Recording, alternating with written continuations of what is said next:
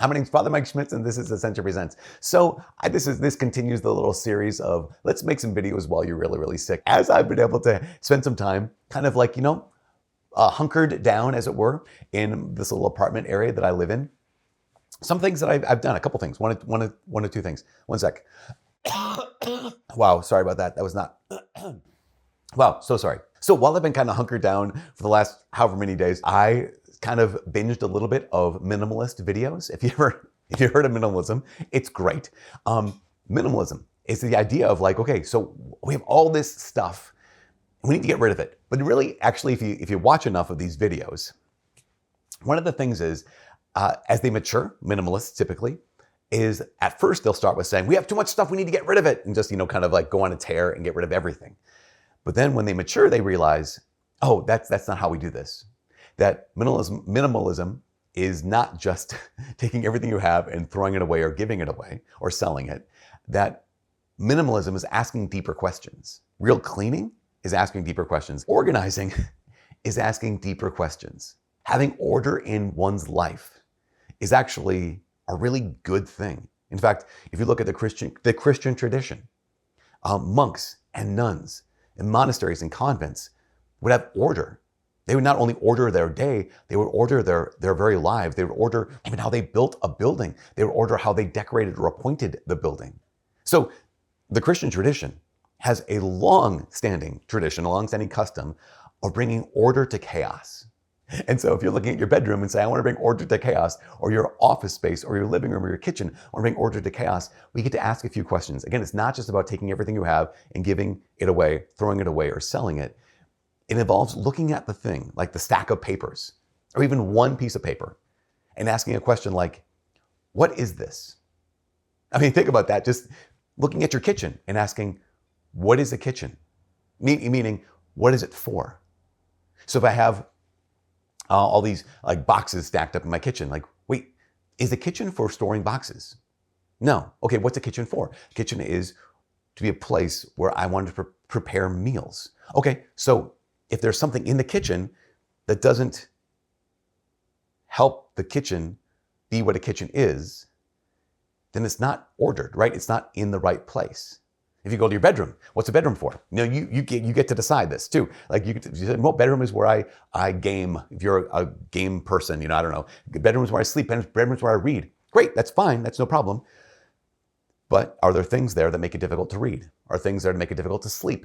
If there are, then maybe it's out of order. Now, obviously, if you're like me, you might live in a very small space. I live in a very small space, and so it's kind of one of those situations where, okay, this room doubles not only as a video recording studio area, it's also my living room. It's also where we used to teach RCIA up here. It's also where we have marriage prep. It's also where we have all these things. And so I get to ask the question, okay, it's a multi-purpose room.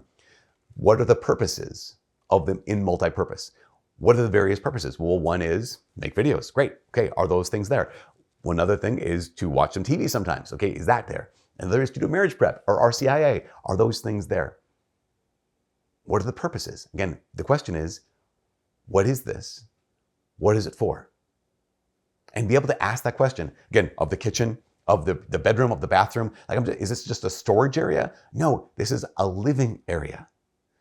So that's the first question, the space. What is this? What is it for? But then also, as I said, the stack of papers, a stack of books I want to read someday, or whatever it is, the clothes lying out. Like, is this where the clothes go?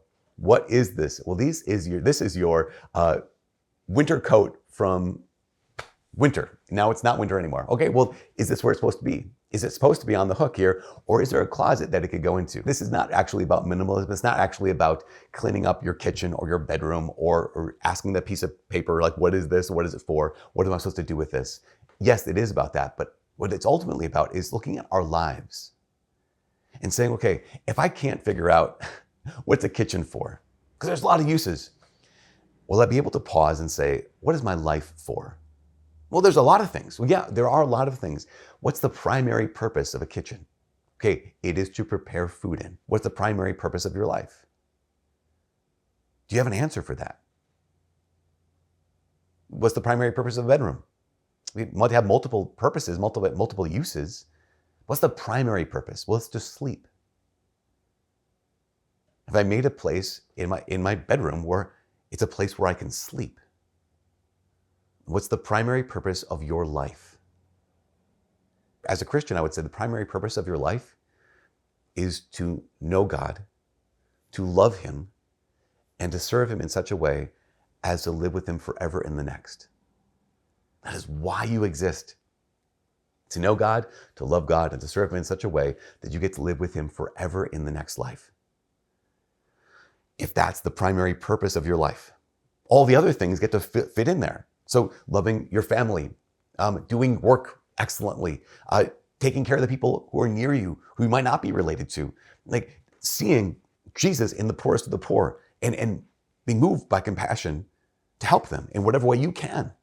Like those are things that fall underneath the umbrella of the primary purpose of your life. What is a human being? A human being is someone made in God's image and likeness who is destined to live with him forever, provided that we say yes to his grace and live as he's commanded us to live. And this is hard, right? This is a difficult process to look around this little apartment and to be able to say, okay, here's a mug. I have enough mugs. I don't need another mug. Should I keep this because it was given to me by my mom? Or should I give it to someone else who could use this mug who doesn't have a mug? I don't know. It's very sentimental to me. It means a lot to me. At the same time, I've got 20 mugs.